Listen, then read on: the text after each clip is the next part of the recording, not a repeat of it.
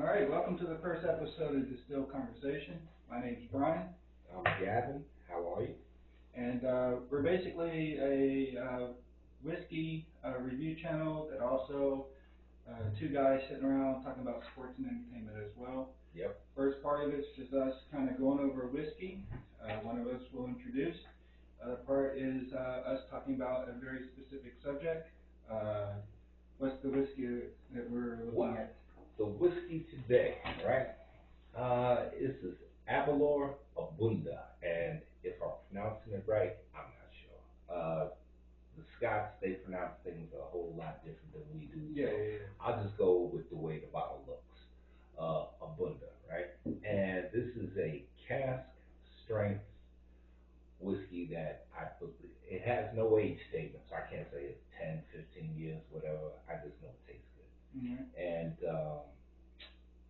I believe I've been told that it spends its whole life in a sherry cask. Okay. Could be wrong, but this is what I was told. And why did you pick this one out specifically? This one, okay, well, I found out about this maybe about 10 plus years ago, and I had it, and I was like, this is amazing, right? For my palate, this is amazing. And then, but you know, on my whiskey journey, every time I go to the whiskey store, I'll see something else catch my eye. Somebody say something about another whiskey, and as much as I like it, I'll go try and find something different. But then I'll come back to this a year later, year and a half, 2 years later, whatever. And as soon as I drink it, I'm like, why do I not buy this more often? Yeah, yeah, yeah. Why is this not on heavy rotation? And for all those that are watching us today, just to kind of let you know, we actually started recording for about 5 minutes and realized the camera wasn't recording, everything else was.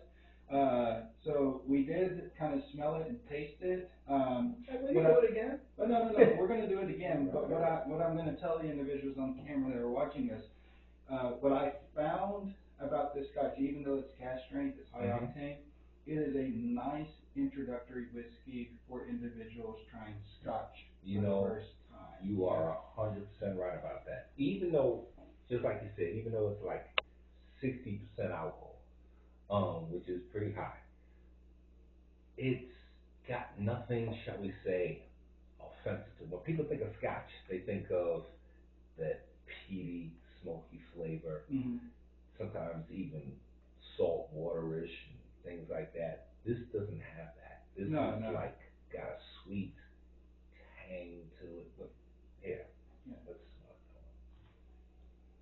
it. Now I definitely smell like raisin.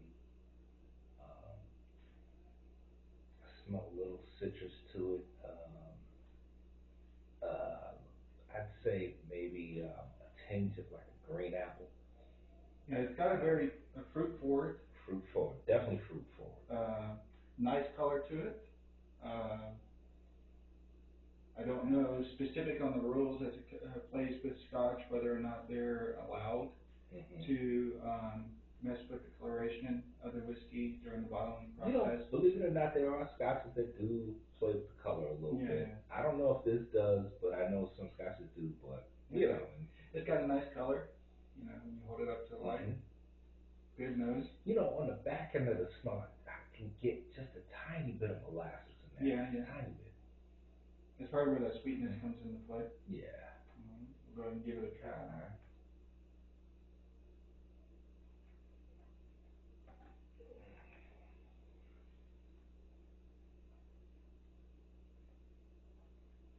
And it's very nice. It's smooth over the palate. Like I said, it's not. It's aggressive, just because it's 60%. Yeah, exactly. But it's not so overly aggressive that you're taken back by the alcohol content. Right.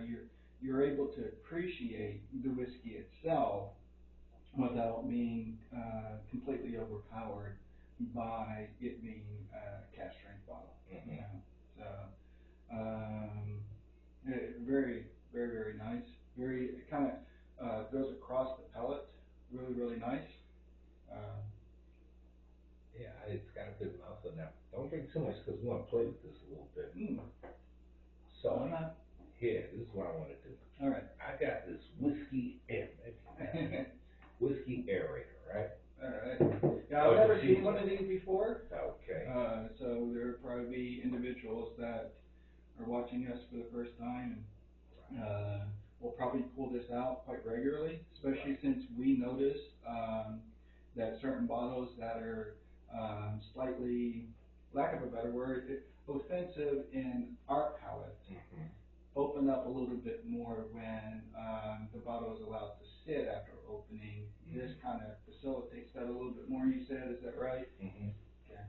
Now, I tell you what, it's our first show. So I'll tell you what we'll do. I'm going to put this to the side right here, put yours to the side, and we'll pour a little bit right into the aerator. Now, does this need to go over the glass, or? Oh, we're going to put it over the glass, but I'm going to pour a little bit right here, right? Okay. Now, push that over your glass. Okay. Hit the button.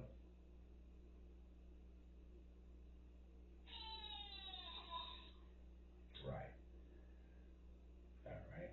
And drop it down there. All right. A little bit of mine. Not too much. Because this is 60%, and you're going to hear me start to slur after a little while. All right. There you go. Like that.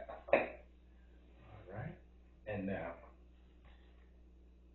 this is where, the aeration comes into play, and then now we can sample the two. Okay, little comparison. Right.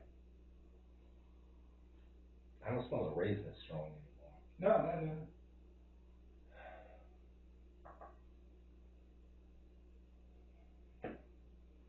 Yeah, where this is a lot more robust with the fumes. I don't know if it's the glass itself. Wow. This glass is a little bit more kind of an open face. I feel like this opened up a bit more. Now in the back end, I'm starting to taste a little.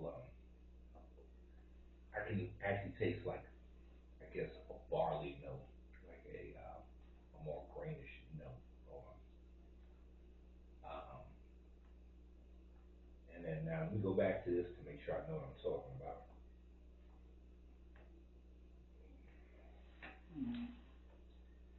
Yeah, when I go that way, it's definitely a little more syrupy. All right. Yeah, you know what? Did you want the other bottle? Yeah, let me get a little Pellegrino. Okay. Not a sponsor, but if you ever want to. Yeah, true story. Yeah, when not a sponsor, not gonna pick, but I just love Pellegrino. I really do.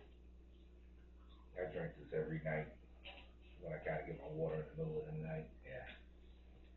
Anyways, but that's it. Just trying to cleanse it. Yeah. Yeah, the fumes aren't as blasting you in the face as it is still with this glass here. Yeah.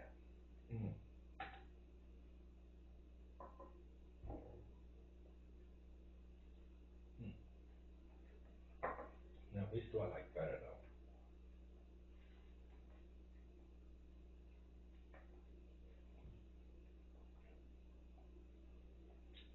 No, but I'm listening. So compared to the two, let's say you try this one, you think the alcohol content is a little strong. You don't know exactly how much water to add to it to kind of help you, with that. This is a nice alternative. It's very quick, and it makes it a little bit more easier to deal with without compromising too much what the maker intended for with the bottle there. Well, you know what I think is kind of interesting though, is that when I drink it straight, right out the bottle, there's a heaviness, there's a mouthfeel to it that I actually enjoy. When I put it through the diffuser, it opens it up. I feel like I'm getting a little more I'm getting a little more detail because it's opened up. But I kind of like that, and it's actually, I guess, for a term, I guess maybe a little lighter. Yeah, yeah, yeah. But I like that heavy feel. I do. I like that, it sits down on your mouth and just, says, "Hey, I'm here." Oh You yeah. know. Whereas this opens up and it's a party. So. Well, and it makes it, like I said, a little bit more palatable, especially for a first time Scotch drinker. Mhm. Uh, Definitely for a first time Scotch drinker. Yeah, we will be sampling other scotches that are a little bit more higher proof, well not higher proof, but higher peat content, and giving our opinion on those. But like I said, for a first time whiskey drinker who is wanting to tiptoe their toes into Scotch, this is a really good bottle to do so. So you can explain what you're Okay. about to do. This is what I'm about to do. All right. Right? So, I just poured the last one or two drops into there. This is all the same whiskey, so there's no effect of me changing any flavors or anything like that, right? Now, I want to experiment with this whiskey in the actual raw, undiffused state. Okay. And I'm going to go drop by drop. So here's a trick I learned. I can't remember where I learned it from, but pour this out. Now, I just want to do one or two drops. Okay. You pour it out, and then all of a sudden you get one, two, three. All right. And that's how you get your drops. Okay. So, take some water. 3 drops will make a difference. Oh yeah. And the idea is that the water helps to separate the alcohol from the oils Correct. within the whiskey, and that will actually change the complexity of that whiskey. Where I've actually tried whiskeys in the past where I didn't quite like them initially, but after introducing a little bit of water, you get 3. So I'm gonna match you on that 3. There you go. I'm talking about. Pow! All right. All right. Give it a little Now. swirl. Yep. Now. It definitely opens up the whiskey and allows the oils in the whiskey to um, have a different voice than what they were presenting. No, I like this. I like this. With that, just a little bit of water. Now, this is a high enough proof. You can put in a lot Oh of no, water. no. What I'd like to do after we try it this way, the reason why I brought bottles like this is another way that you can introduce water to it without having some unique measuring device. Is you can just use the cap as you're measuring. That way, you're always introducing the same amount of water, True, especially sir. if you have a very particular bottle that you prefer to use. I like that. I enjoy that. Yeah. But you drink this all night, you ain't gonna make it through the night. No, You know? no, you definitely. This is one where you're not going to sit down and drink half a bottle in one sitting. This is one to sit down, enjoy in your consumption Or share. or share. But definitely not one that you're gonna just throw back. This is not some $10, $15 bottle that you just picked up. This is a bottle to appreciate. That's the thing. It's definitely a bottle to appreciate. Definitely a bottle to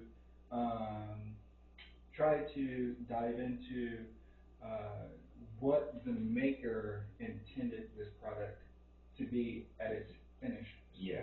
source. Every whiskey that I've come across, especially the high dollar ones, there's an end result that the maker is trying to obtain when they bottle the whiskey, and some of them have a more elaborate Mm-hmm. story, as we have learned on a recent mini cast of ours. But there's always a purpose most of the time, especially on the high dollar whiskeys, that the maker wants the individual to enjoy, to learn the nuances, and you can't do that by just throwing back and trying to get hammered by this whiskey. This whiskey deserves a little bit more appreciation. I'm with you 100%. I really respect Scotch. Yeah, yeah. I really enjoy Scotch. This whiskey right here, honestly, like I said, it's one of my favorites. It's on my top five list of all Scotches, of all whiskey, period. Um, but sometimes you like something I like, you get carried away with it. Oh yeah. No, no, I get that. Yeah. Now, Still a little heat, even with the 3 drops.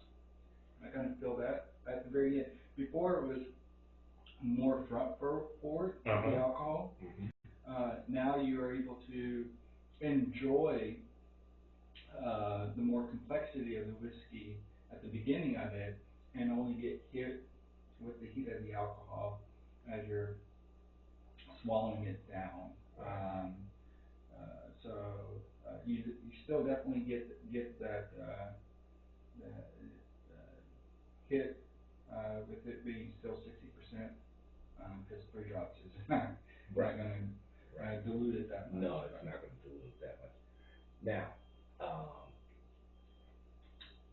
here's an interesting thing with the diffuser, right? Yeah, yeah, yeah. I did like the way it opened up, and it gave it a different nuance to it, definitely. And as we'll talk about this in another episode, how much oxidation can affect your whiskey, because we came across a whiskey that I initially was like totally against. Yeah, yeah, yeah. Totally against.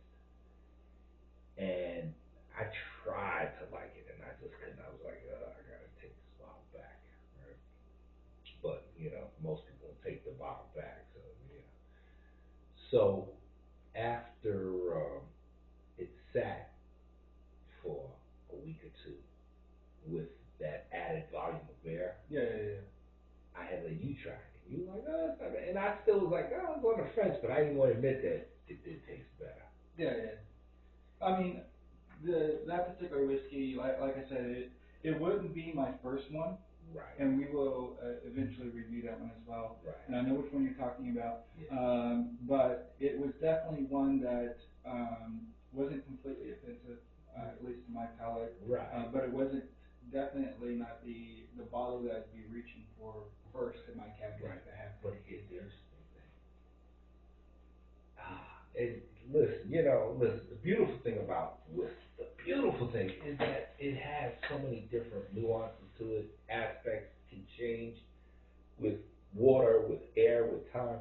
And so I went back to go revisit it again, because I was in there just for a minute, and I said I would try it. And believe it or not, when I tried it that last time, this is about a week or two after you tried it. Yeah, yeah, So it oxidized a little more because there's a little more space in the bottom and things like that. I found myself can't wait to go back and try it again. Yeah. So I went from I couldn't stand it to now I am looking forward to it. And that is, to me, that's crazy, because the taste should be consistent. But with time, with water, with oxidation, funny things happen. Yeah, well, that's like whiskeys with high level heat. If you start with something low level, almost no level, like this one is, and then build your way up, there's certain bottles I still cannot quite gravitate to. Right. But I have more of an appreciation for, because I've allowed my palate. Now, I don't taste any peat. No, there's yeah. No if peat, right?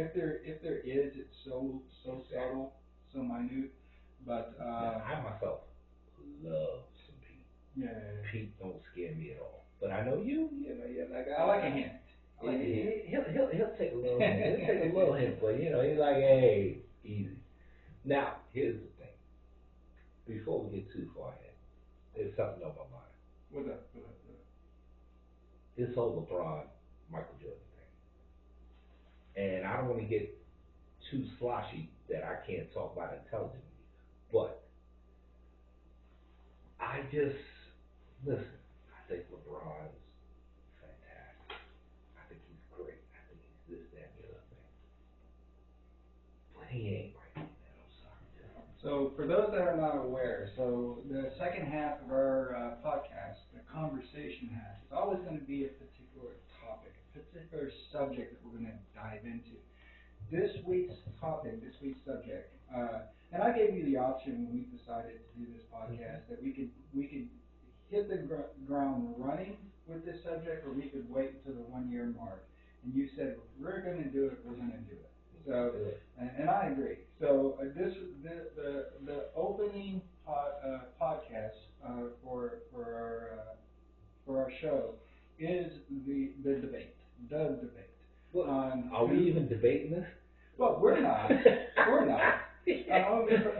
So the people at home need to understand. Me and Gavin here are in the same frame of mind. We may have him listed slightly different as far as our top 10 list, but we are in the same frame of mind when it comes to who the GOAT is. And and I'm going to stop the individuals from commenting. Part of that is our age.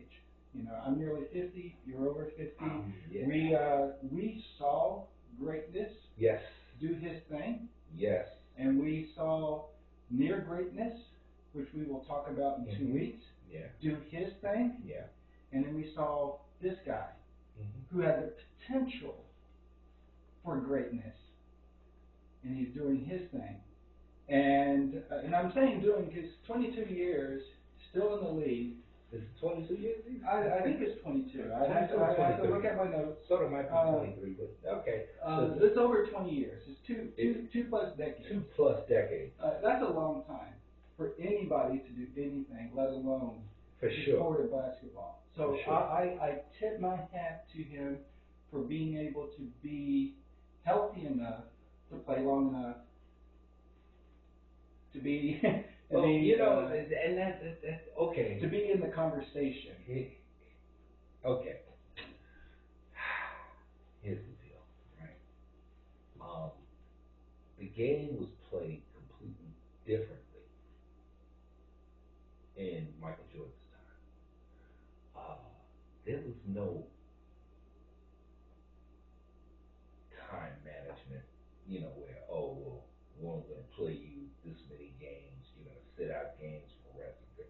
If you were able to play, you played. Oh, yeah. No. And Michael Jordan himself said, listen, that dude in the top row paid money he probably didn't have to come see me, and I'm not going to show up. Well, he even broke down in his last year playing with the Wizards, 82 games.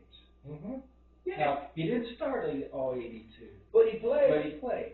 He gave the people his last, because he probably knew it was going to be his last year, but he gave the people who came and paid their money, and especially when they're on the road, I guarantee you the majority of them, although they may have been fans for whatever that hometown team was, majority of them did not pay their money to see that team on the court. They paid their money to see one man on the court. Correct. You know? And he, 82 games, his 15th year in the league, gave the people what they paid their money for. People didn't talk about how his knee was hurt. Oh, yeah. I'm walking on a limp now. But here's my thing. You, as an athlete, superstar, entertainer, whatever, you don't owe me an autograph. You don't owe me time to talk and things like that. But as a sports figure, as a basketball player, you owe me to show up when I buy that ticket.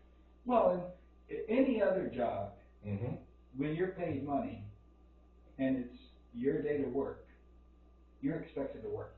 For sure. You're expected to come in, pull your time, do your hours, and it may be a light day, it may be a heavy day, you may be a little sore, and your manager or your boss be like, we're going to have you take it easy today, just do this, this, and this, you know.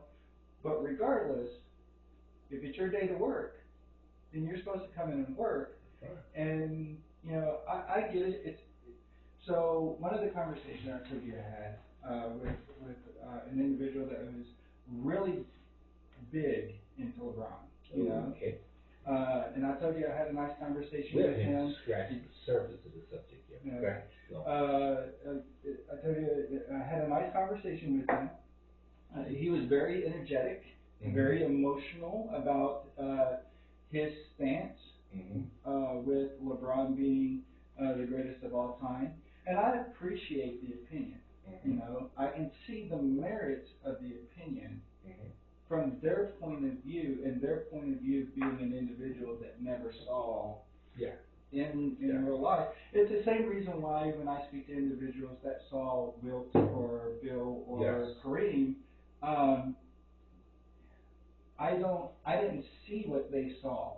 All I see is the videos of the highlights of what they attest to, and it's a different world in seeing something in real life, whether it be on TV or in the stands, and seeing the recording of something that occurred 10, 15, 20 years ago, Definitely. So I understand their perspective, because what they see as greatness is what was shown to them through what LeBron did, and his the funniest thing with our conversation is he was very taken back by the fact that I didn't have him on my Mount Rushmore.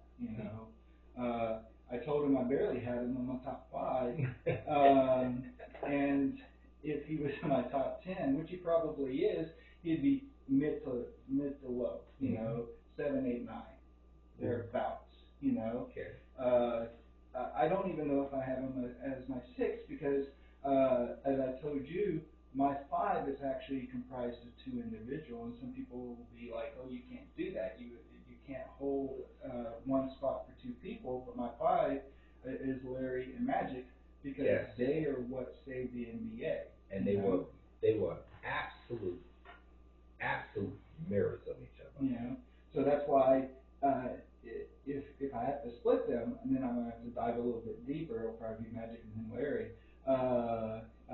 Just going from the hip, and then of course LeBron at 7. But as I was speaking to him, he got really offended. He asked me, what is my issue with LeBron? What do I have against him? And I told him flat out, I don't have anything against the man personally. I do have an issue with his perspective on things. I got an issue with that too. Because anybody that's truly great in what they do don't walk around professing their greatness. Others will profess your greatness.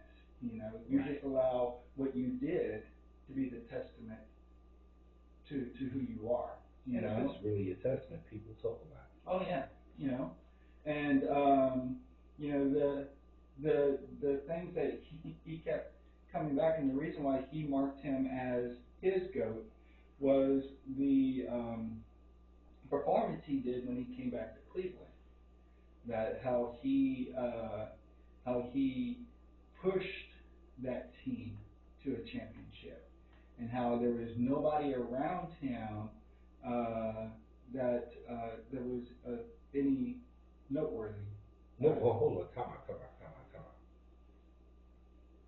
When they won the championship, there was nobody noteworthy? That's what he professed. Hold on. Okay. Now I don't know anything about the Cleveland team during that period of time. Let me get this right here. Hold on. Okay. Now, I'm working really hard not to use profanity. Yeah, we've been trying to keep this PG-13. When he won that championship in Cleveland, he had Kyrie Irving. They call this dude the Wizard. There's nobody in the history of basketball, and I will I will absolutely debate anybody on that. There's nobody in the history of basketball that has a better control of that ball under pressure. Best handle in the universe. He had David, what was his name? Kevin Love. That was David. He had that. Love, yeah. The Love dude.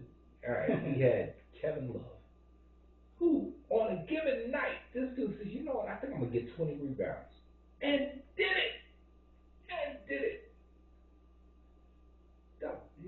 To say he had nobody noteworthy, that's bullcrap. He went to that team because he had noteworthy people. Listen, I'm not mad at LeBron for that. Not mad at him. He went to that team. He saw, okay, now's the opportunity because he left. Home. Yeah. He left Miami, and in his heart, I know he felt a little funny about that, which I respect. So he waited till they had some good pieces, and him being a juggernaut. Listen, say what you want. LeBron is great. He's not good. He's great. He says, okay, I got top tier point guard. I got all of that in rebounding, and Kevin Love could score. Now's my time. What he probably saw was a mirror of what was during the second dynasty of the Bulls, with him being playing the role as Michael, Kyrie Irving playing the role as Pippen, and then Love playing the role as Dennis. And it worked. Yeah. And it worked. But he had to get himself traded, move over, things like that to get. Michael said, "These are the cards I'm playing. Let's make it happen. Mm-hmm. One way or another. Listen, but these are the cards I'm playing." LeBron said, "You know what? I don't like these cards. I'm going to another table." That's what he did. Yeah. And he went to Miami. They already had a championship. Oh yeah. Dwayne Wade carried that whole team on his back. Listen, yeah, he had Shaq, he had Gary Payton, he had all these big names way past their prime. Dwayne Wade said, "Yo, bro, get on my back, get out my way, let's do this." Mm-hmm. And he did it. Yeah. Shaq, all those other guys were role players. I don't care what star you talk about that was on that team, they were role players. It was the Dwayne Wade show. Okay. And LeBron and Chris Bosh, people don't, please, Well, I mean, it's the people formation. check his record when he was in Toronto. Well, I mean, it's the formation of arguably one of the first super teams in Yeah. the NBA. He went and all these guys got together and said, "Let's go to Miami." And Dwayne Wade is already a proven juggernaut. They all got together. They went to Miami. With the talent they had, he was like, you're surprised they even lost the game. Yeah. But they didn't. I don't believe they won their first year, right? No. They didn't win it. They didn't win it. Why was that? Well, as I was looking into history, they didn't win because certain people didn't show up in the fourth quarter. Certain. Certain people didn't show up in the fourth quarter. You got Dwayne Wade, you got Chris Bosh, and you're gonna tell me LeBron ain't showing up in the fourth quarter? You know, I'm sorry, but people want to argue. Go now. Next year, they went and did the thing. You know, great. But we're talking about natural born killers versus people who have killed. Yeah. Michael Jordan is a natural born killer. LeBron has killed. You know what I mean? There's a big difference. Under any circumstances, Michael Jordan will die to get that win. LeBron will be like, okay, well, listen, I played 34 minutes. No, let me not say it like that, because that's being nasty towards him. I'm sorry. He's too good for me to be nasty towards. He really is. He's a great player, but he's not Michael Jordan. To compare himself to the greatest player of all time,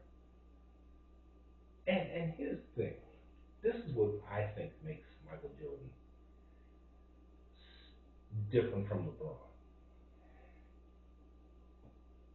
He never backed away from any challenge. He never went to game 7 in the finals because he was like, yeah, he's like, yo, I'm killing you now. He took on the toughest defensive assignments until, but don't get me wrong, he wasn't stupid. He's like, if my ego is getting in the way of us winning, I'll back off.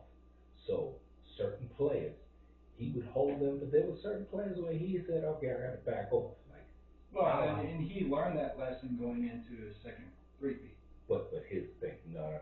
He learned that lesson on his first win. He was trying to hold Magic Johnson. Because all the hype. Magic Johnson hit him for 31 points. Okay, Pippen, you got him. So, but still, he didn't run from it. He got Defensive Player of the Year. Multiple times, yeah. No, Defensive Player of the Year one time. But he was on first team multiple times. Okay. NBA All Defense first team multiple times. He won Defensive Player of the Year one time. He was the steals leader, I believe, that same year. Let me see what else. But defense, he was a shut-down defender. Shut down. LeBron has a block, and that's all y'all want to talk about for the rest of the game. You know what I mean? When he made that block in the clutch shot, yeah, that was a great block. But that don't make you a shut-down defender. Michael Jordan was Nor does shut. It make you the greatest of all time. No. One game, one moment in time doesn't eclipse everything that the man that you're being compared to as being the GOAT. In the words of a very good friend of mine, exactly. Family members of mine don't know exactly what I'm talking about. Yeah. But anyways, what I'm saying is that you can't. Michael Jordan played defense the entire freaking way. LeBron is picking and choosing his spots, and he ain't going after their top player. Kobe Bryant, you had to actually take him off the top player for him not to play defense on. Yeah. He wanted. Term free, coin free. He wanted the smoke. LeBron, he's got to manage his time and save himself because the team needs him on offense, playing both ends to that intensity.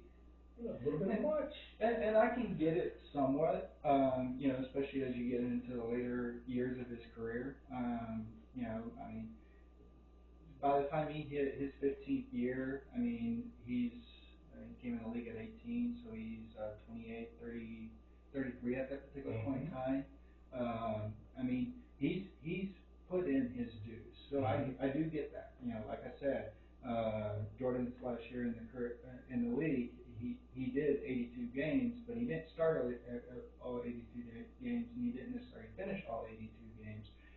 But when he was on the court, he didn't hold anything back. He didn't become a hindrance to his team because he didn't want to show up at that particular point in time or save himself for the offensive side of the ball, because the defensive side of the ball was just as critical as the offense. Please understand. Yeah. Please understand. So, and see, you're talking greatest of all time. There's a lot of stuff that goes into that. There's, people, whenever they talk about LeBron, they want to talk about stats. He's been in the league enough years that, you know what, listen, if me or you played in the NBA for a couple thousand years, we would get stats. Would that make us great? No, you didn't do it enough time. Oh, okay, cool. So we didn't do it enough time because we had 1,000 years. Well, and if I'm looking at time, duration, then the man that I'm comparing LeBron to is the man that and we've spoken before in our mini cast was on, as probably the greatest all-around basketball player of all time, that being Kareem. if we're talking about longevity throughout his career, that would be the GOAT. I tell you what. Now you want to argue that Kareem was the GOAT? That's a little tougher argument for me because Kareem was six championships. Six championships, two Finals MVP, 14 years apart. How many MVPs of the league? Like I would have five, to yeah. 5 or 6, something like that. You know, listen, there is a strong argument about Kareem, the only player in history with an unstoppable shot. Mm-hmm. Put it this way, if he just took that shot, forced. Then he was forced to do it because they made rules to stop him. The league changed because of this man. And then he changed. Instead of griping and complaining, he changed the complexity of his play to still be a dominant player regardless. Okay, remind me why he had to develop the skyhook. Remind me of that. Because if I remember correctly, in college they banned the dunk because he was too good at it. Because nobody could stomp him at the dunk, so he developed the skyhook, and then nobody could stop him at that either. Look at that. So I'm dunking on y'all. Then all of a sudden, you know, that ain't cool, man.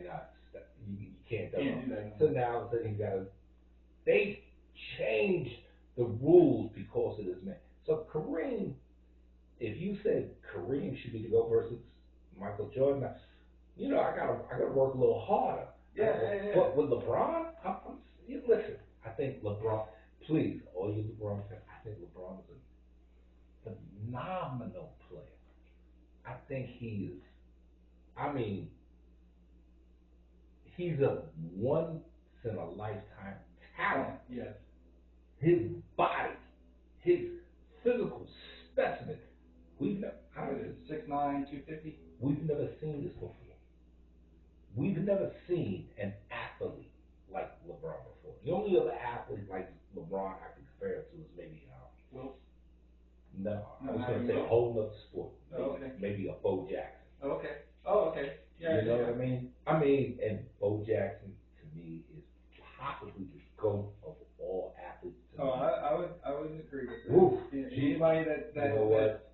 Seen the highlights of Bo. You know, that's going to be a topic we're going to talk about. But LeBron is all of that. But the problem I have with LeBron is this. Yeah. He didn't have a heart. He wasn't a killer. You know what I mean? He you know, there were games in the fourth quarter. He didn't want the ball. And we're talking playoffs. We're talking championships. He didn't want the ball. And whether or not it's true or not, it was speculated that the reason why he didn't want the ball is because he was more hung up on the numbers and the legacy and how it would affect him in the long run as far as his history within the league, instead of taking that moment and showing what he had on the court, whether it ended with him being dominant or not. In a championship game,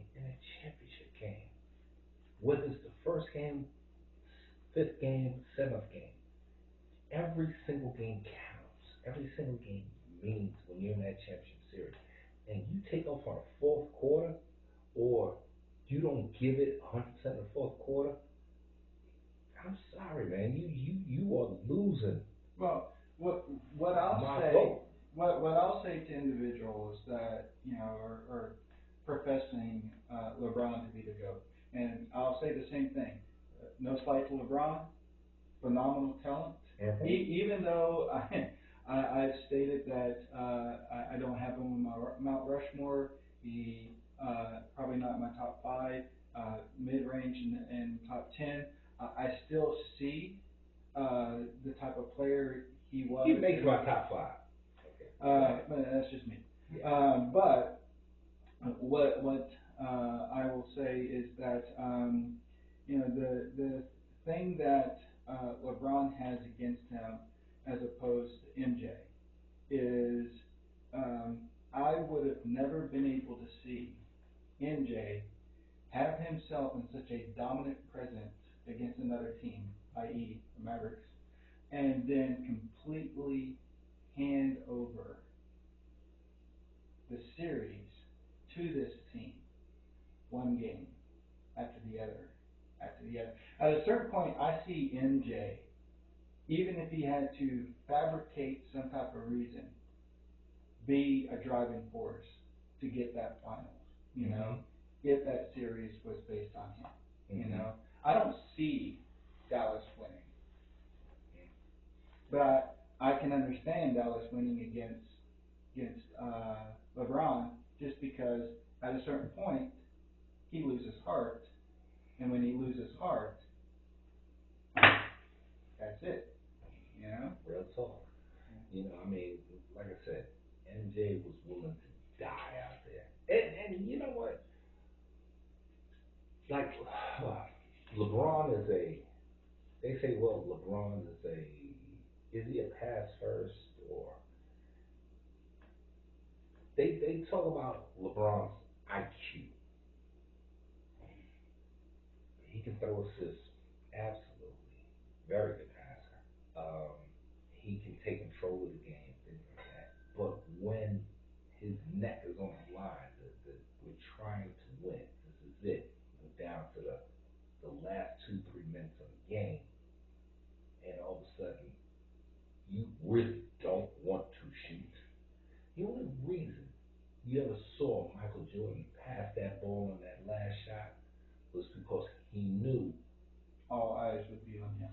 All eyes would be on him, and he would have an open man. When he told Steve Kerr, he said, listen, he said, yo, they going to all come to me. I'm going to get the ball. Remember, I'm going to get the ball. Regardless of whatever happens, the ball's going to be in my hand. Oh, yeah. I'm going to get the ball. I'm going to drive, I'm going to do whatever I do. Be open. Make the shot. And he gave Steve Kerr the look like, if you don't make this shot, I'm going to hook off him. And Steve Kerr was like, yeah, Mike, I got you. Yeah. Because I don't care what else is going to happen. I am with you, you know. And he had that kind of command. And so he drove Steve Kerr. Bam, game over, right? LeBron is like, all right, I got the ball. Well, let me just find an open man and let me get the ball out of my hands. Hopefully I can get somebody that can hit it, but the guy's open, he should make the shot. There's a difference. Yeah. It's like, I'm just trying to figure this thing out, but I just don't feel I can make this shot. Mike was like, I can make my shot, but if I got 3-4 guys on top of me, and I got one of the best shooters in history wide open, man, get that. So, you know, there's all these little things. Like what separates Michael from LeBron. I mean, dude, this dude is built like a Sherman tank, man. You know, he can take over at any time he wants, but that killer instinct, that heart, man, he just don't got it. Not to me. Like when you see Kobe play, Kobe separated his shoulder. And they said, yo, I got to take you out, Kobe. He said, why? I got another shoulder. I can shoot with my left hand. You know, this dude was different. I popped my Achilles tendon. I wasn't walking. This dude popped his Achilles tendon, walked to the free throw line, sank two free throws, sank 2 free throws, and walked off. I popped my Achilles tendon. I got an 18-inch scar on my leg right now. No, couldn't do it. I couldn't do it. Man, they carried me out of that gym. LeBron, he's just not built that way. And listen, 99.9% of the population isn't.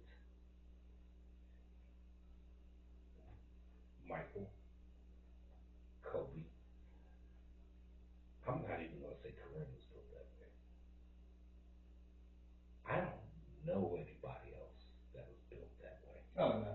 I really don't. I really don't. I don't know anybody else that was built that way to be a pure. You know what? Maybe Allen Iverson, but Allen Iverson at 6'2". Actually, Allen Iverson. You know somebody else? I will say this: Isaiah Thomas. But at 6'2", those dudes can't. I'm sorry, as great as those players were, they just can't do what these dudes do because they're too small. Yeah, yeah, yeah. No. You know, Isaiah Thomas hit the Lakers for like 42 points on a busted ankle.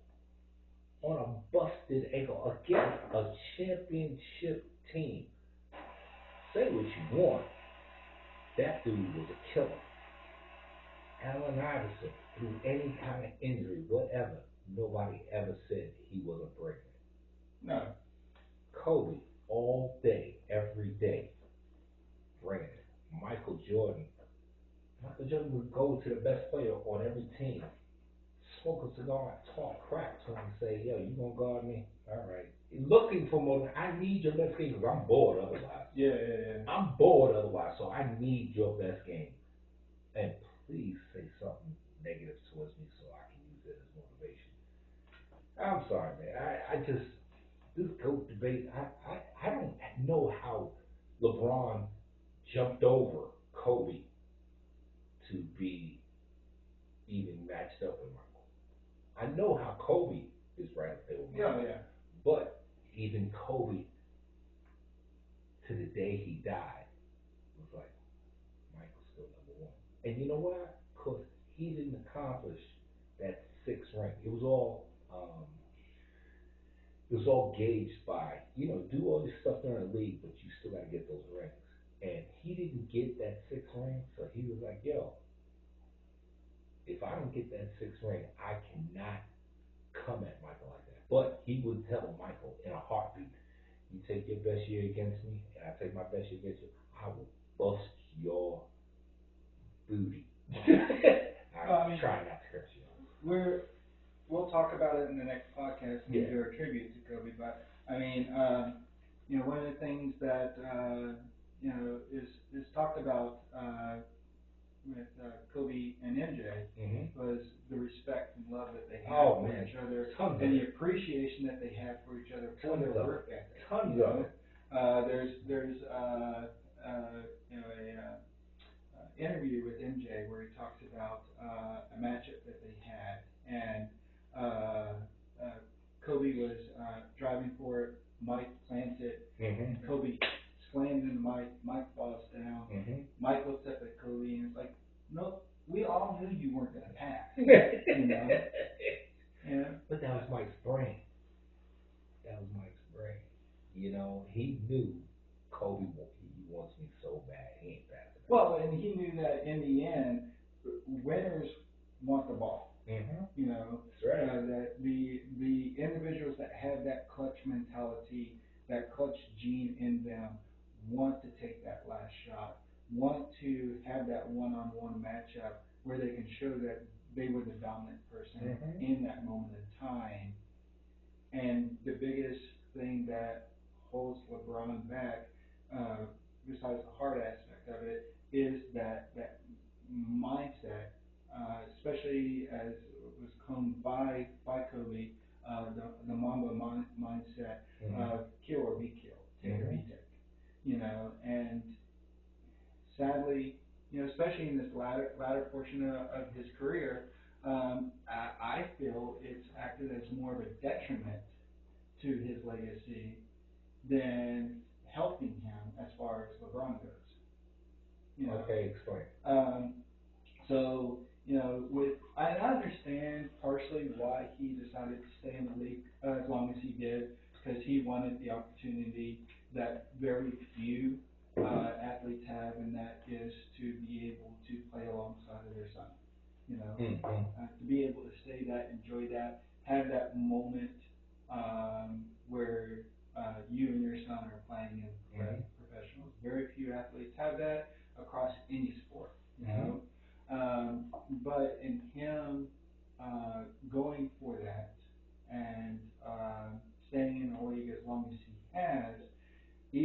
though in doing so he obtained different records, just because of being in as long as he was, he also tarnished his legacy by acting the way he acted while on court, with all the flopping that he does, with the like you said, moments where the rest of his team are going down on the defensive side of the ball, and you just see a picture of him just slowly walking.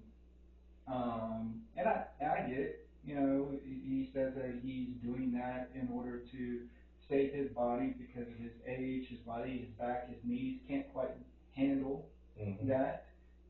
I get that, but for that moment, your team needed you. Sure.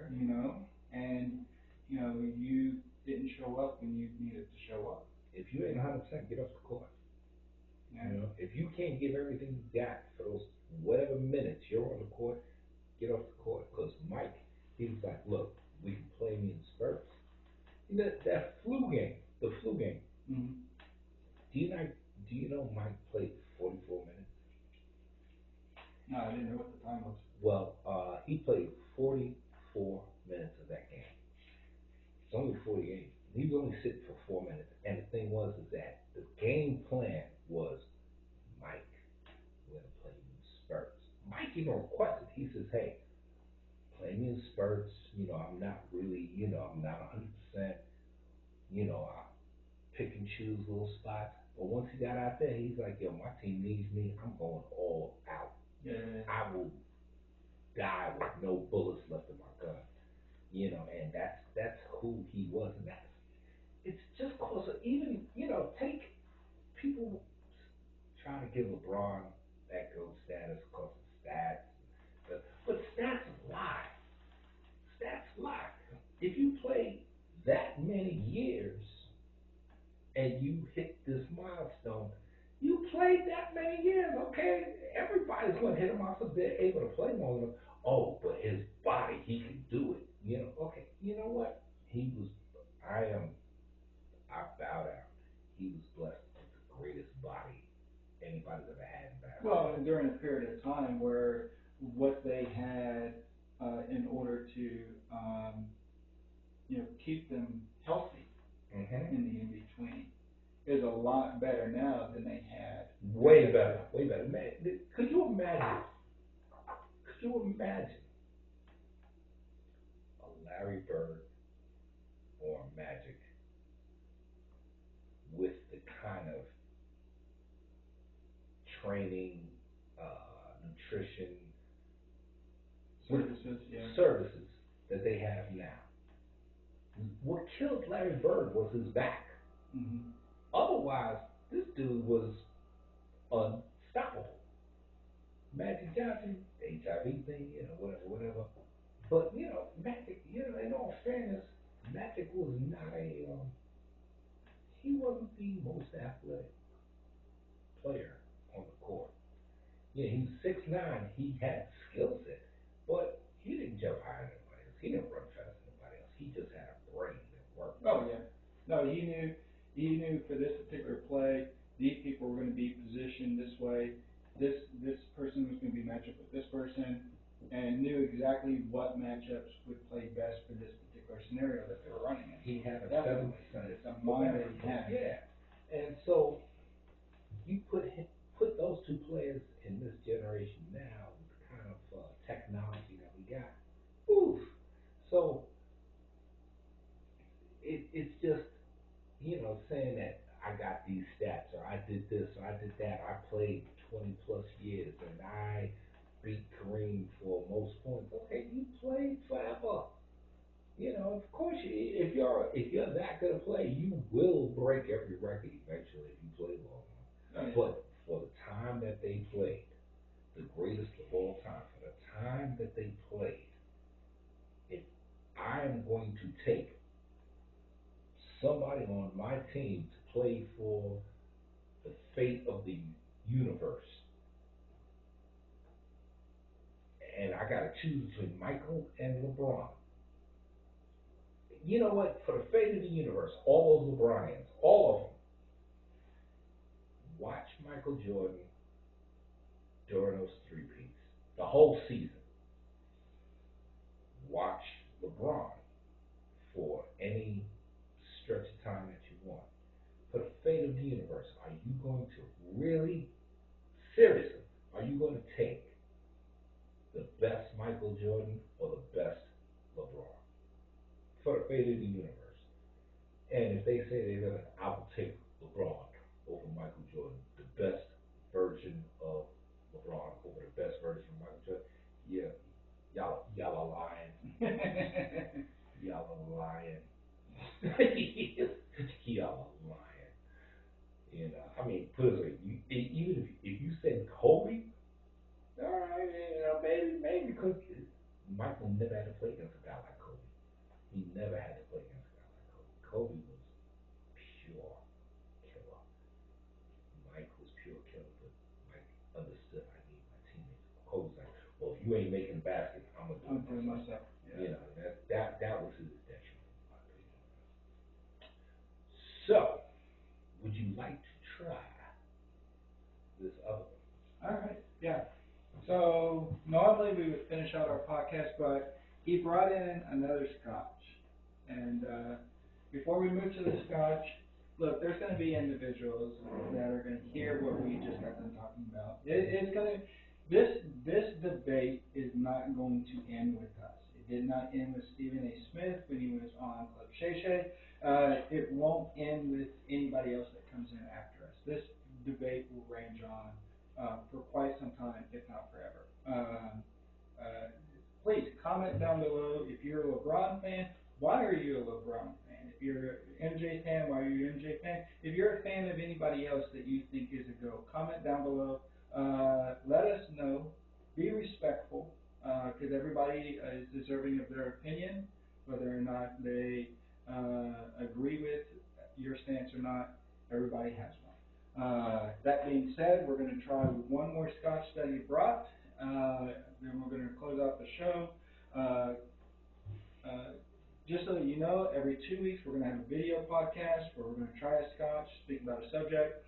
Every other week we're just going to have an audio podcast where we're just going to talk about a subject. We may be drinking something at that time, we may not be, but it's just going to be us talking about a subject and nothing specific on the audio portion of the podcast.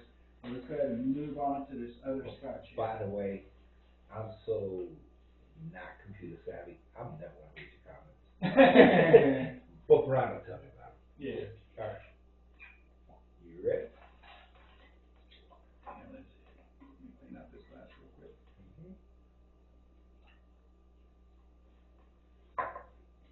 Oh, you pointing now? Oh, Instead right. of going time?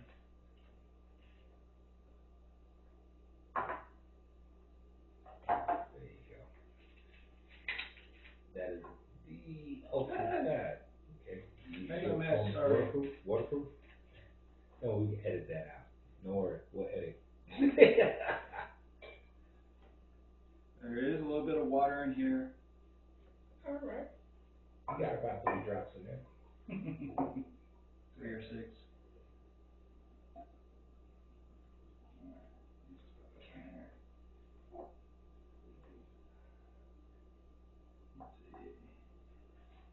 Switch over the bottles. What do we got? Oh, so this is a Ben Romack. Hold on. I need my glasses because I can't read the bottle. Okay. This is a Ben Romack. Basically, it's a 10-year. It's cask strength. Another cask, okay. And so straight out the bottle, not watered down. First full cask matured. Okay. 60%. 59.7 is what it's marked at. 59.7. Yeah. All right. Let's see what else. Okay. Yeah. Here we go. Believe it or not, it's kind of important. It was distilled 2013 and bottled in 2023. Okay. Different years have different barleys, different yeast, everything like that. So 10 years. 10 years. Get ready. Got it. This is a whiskey show, so you know he's allowed to make a mistake. Oh yeah, you got some peat to it, baby. Yeah. That's why we started with the other stuff. All right. Oh yeah. No, this got a real good nose to it. Very good nose. I'm a fan of peat, by the way. And peat can be an acquired taste if you give it enough time.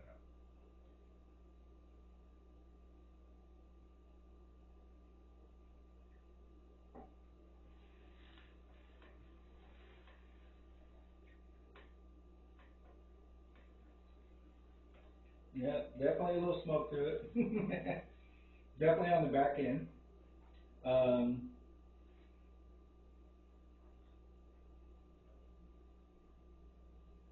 All right, I'm try to. I want to see what I can get on the front end.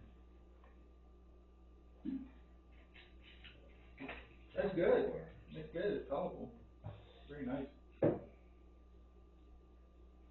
I tell you, I taste a little barley. I taste a little brine, like a little salt. Not even brine, salt.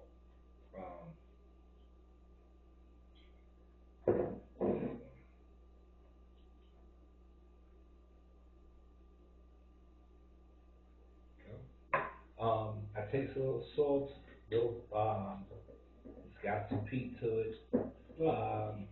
There's like a little buttery note. a little buttery note, yeah. It's a little buttery note, like almost like a barbecue to it, but a mild barbecue. Let's see. On the back of it, I do finally start to taste the barley to it. Uh, Now I add a little water, see how it opens up. Just again.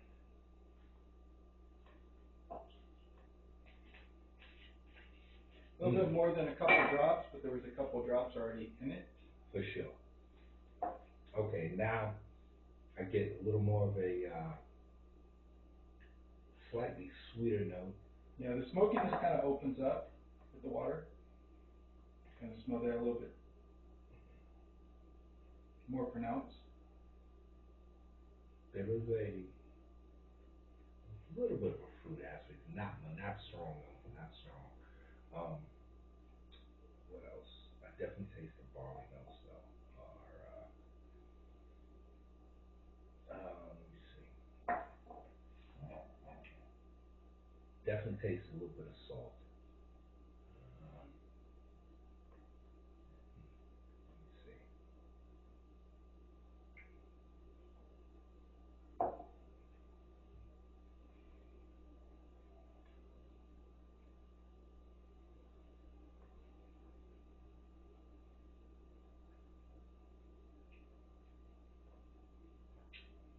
All right, so the bottle's saying that rich stewed fruit aromas with underlying spice and citrus flavors.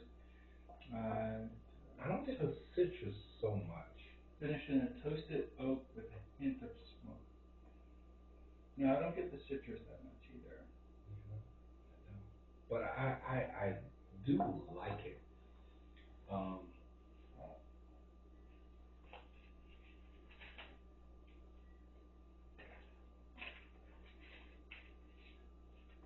All right. I definitely like it. But it tastes like a scotch. You know, it's got the characteristics that you expect in a scotch. Oh, definitely, definitely. You know, if you're wanting something, I like Space Ice to begin with. Mm-hmm. But if you're definitely wanting something that's more um, uh, representative of what a Scotch is supposed to be, this is a good example of it. But this is not an entry level Scotch. No, but I mean, it's an entry level. I would say it's an entry level for individuals who want to have a taste of the smoke undertone without being completely offended by it. Because there's certain scotches that you're going to try that you're going to spit out if you're not ready to. I tell you what, my first experience with peated scotches, right? Just to give the viewers a little knowledge on why I like peated scotches. Me and my buddy Brett, we went to Total Wine has these classes where they teach you about different whiskeys, liquors, tequila, spirits, wines. They got a class on pretty much everything that pours. Right?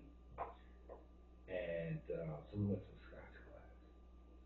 So it was a really good price. They had about I think I remember about 14 bottles, but it could have been 12. I don't know, but it was a ton of bottles, and they were all very low end bottles, but they were trying to show you the difference in flavors, different. It was none of the high end stuff. Well, for 20 bucks, what do you expect? Right? So we tasted all the low end stuff and different stuff, and he said, "I'm gonna leave these last two because they're very heavily peated. These last two for the end because once you get that peat flavor in your mouth, you won't taste all the Oh yeah, it completely destroys your palate. Yeah. So So we get to the last two, and I taste it, and I'm like, whoa, who would? Why would you drink this? It tasted like cigarette ash, and the other one was even heavier. You know what I'm saying? I'm just in my mind. I'm like, I would never, ever, ever buy this stuff. It's peated, just So, we got ourselves together, took a little time, and we went back to his house. And that flavor is still in my mouth, like hour and a half later. And it's starting to smooth out a little bit. It's starting to taste a little more of like, almost like the way brisket is, the crust on the brisket. Yeah. The bark on the brisket, and it's got a little bit of a sweet note to it. Still charcoalish, but and I was like, okay, and it hit me. Okay, this is what they're talking about. This, my brain just couldn't accept that something tasted smoky when I'm drinking it, but eventually I started to realize, hey, you know what? You like smoky meat. Why can't it be in a drink? So I started realizing, okay, let me open up my mind to it. But I said, but this was a cheaper peated whiskey. Let me try a good peated whiskey. And when I did, the world opened up for me. Because now my brain could accept that something could be peated. Because before my brain wouldn't accept it. Like an experiment that's been done. If you blindfold a person and tell them that they're about to drink some milk, and instead you gave them orange juice, they'll throw up. But orange juice is delicious. But if you're thinking that it's milk and you get orange juice, you're gonna think it's rancid. Right. And you'll throw up or spit it out or whatever. So the same thing with the peated scotch. If you think it's supposed to take somewhere and you get this flavor that's all smoky, you're like, ah. But once you relax and say, okay, let me open up my mind to it, all of a sudden now the world looks a little different. So I love my peated scotch. This is a good one. And relatively inexpensive for a cask strength. This is a cask strength, and it was only like maybe about $60 or something. Okay, yeah, that's not bad.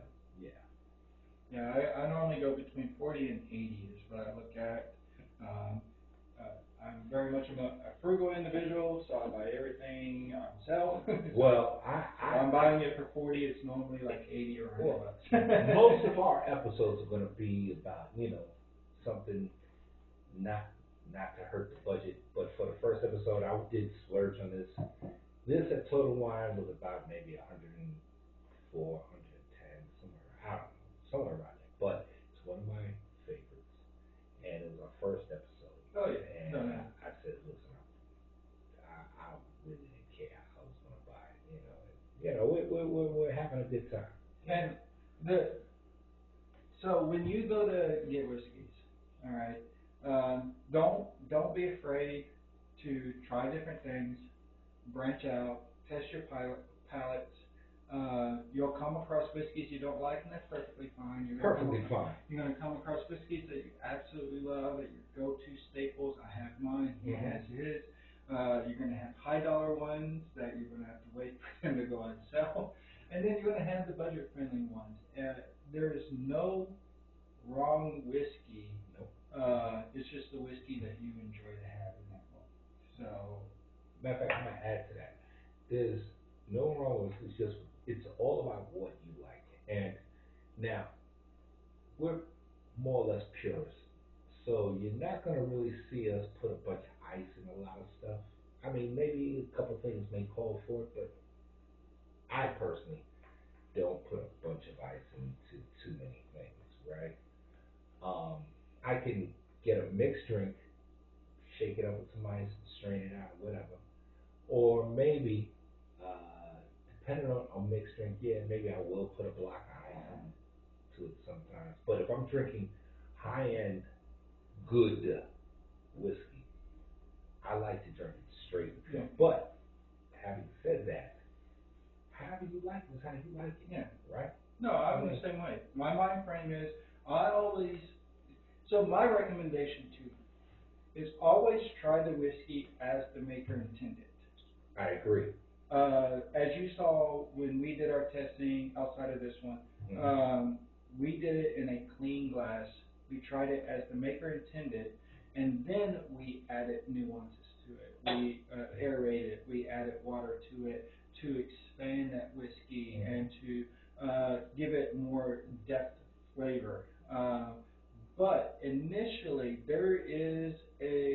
um, there is a thought process that this maker had when they distilled this whiskey and they bottled it and sent it to your shelf. To not at least taste it in its truest form before you start mixing it, I feel is a disrespect to that same person that put all that time and effort in making this particular product. Now, you may not like the product at the end, and that's perfectly fine. We all have our very specific palates, our likes and dislikes, to each his own. But there is a particular way this particular maker intended this whiskey to present itself when you open the bottle and pour it into a glass.